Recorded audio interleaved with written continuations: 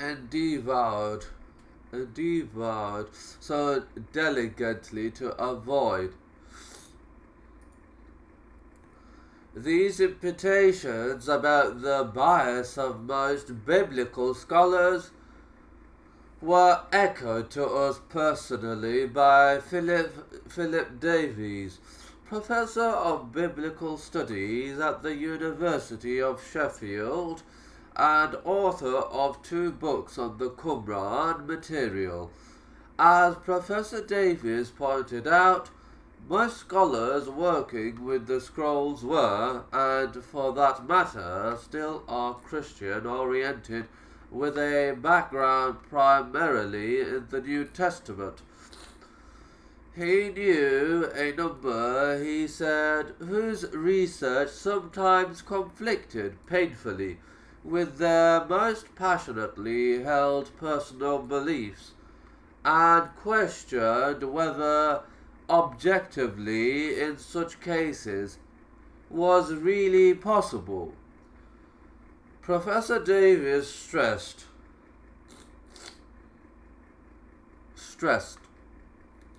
the perennial confusion of theology with history. All too often, he said, the New Testament is taught not just as the former, but also as the latter, as a literal and accurate account of first-century events.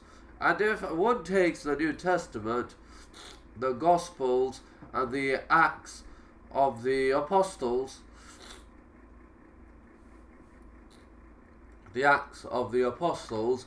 as incontrovertible historical fact, it is impossible to do scholarly justice to the scrolls.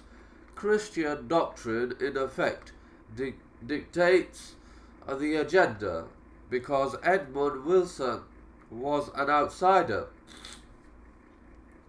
The international team could get away with adopting towards him an attitude of patroning, condescension. He was too distinguished to be insulted or abused, but he could be ignored or dismissed superciliously as an intelligent and well-intentioned amateur who simply did not understand the complexities and subtleties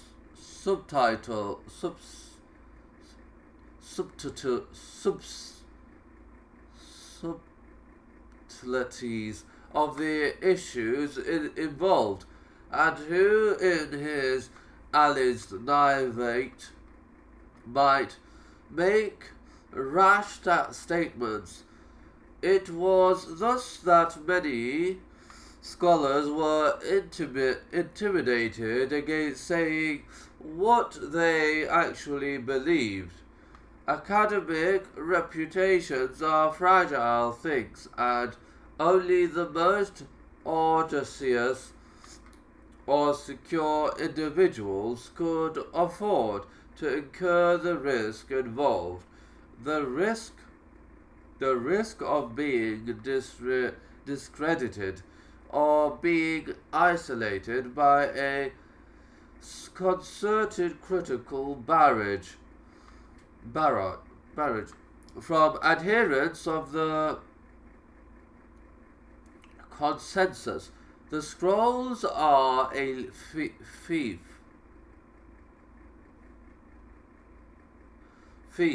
Shemariyahu Talmud, himself a prominent Israeli professor in the field, observed, and the scholars who monopolized them were in fact a cabal.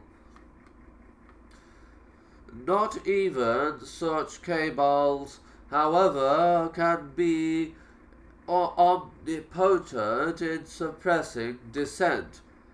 Edmund Wilson may have been an outsider, but deviation from the international team's consensus was beginning to surface within the cocoon sphere of biblical scholarship itself as early as 1950, 5 years before Wilson's book, André du Pont Sommer, professor of Semitic language and civilization at the Sorbonne, had presented a public paper which caused a sensation.